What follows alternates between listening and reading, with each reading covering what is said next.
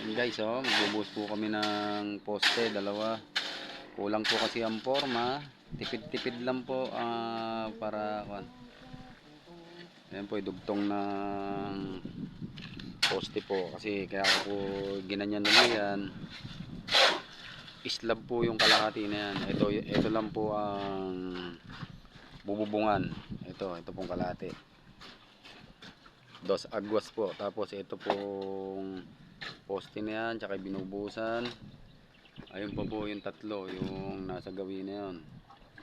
Yan po ay iislaban naman po yung kalahati. Parang pinaka rooftop po sa taas. Ang gagawin na lang po hagdan, spiral na lang po na bakal. Ayun po si Beoboga. Yan pong mixer ng Matingkis Talavera. Asawa ni Insan Jane Nakambal.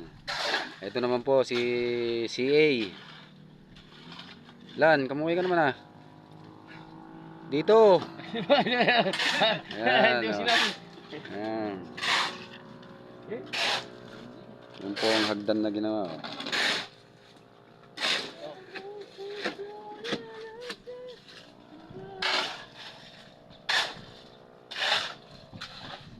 Ayan po. Kalahati pa lang po kanina. Inabot po kami ng time. Kumain muna. Ayan po.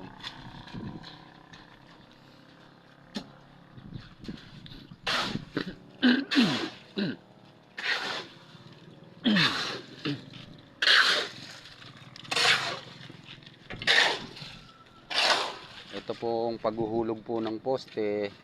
Meron po kasing ibang naghuhulog. Dalawang sulok ang kinukuhanan.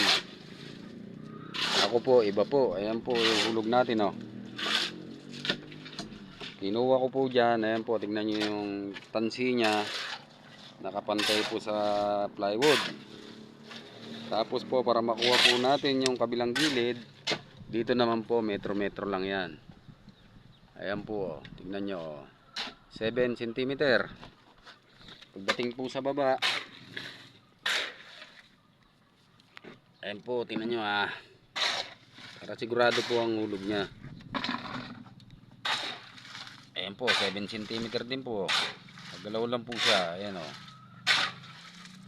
Ayan po, ayan. Pansinin nyo po yung pansi nya. Siya po yan.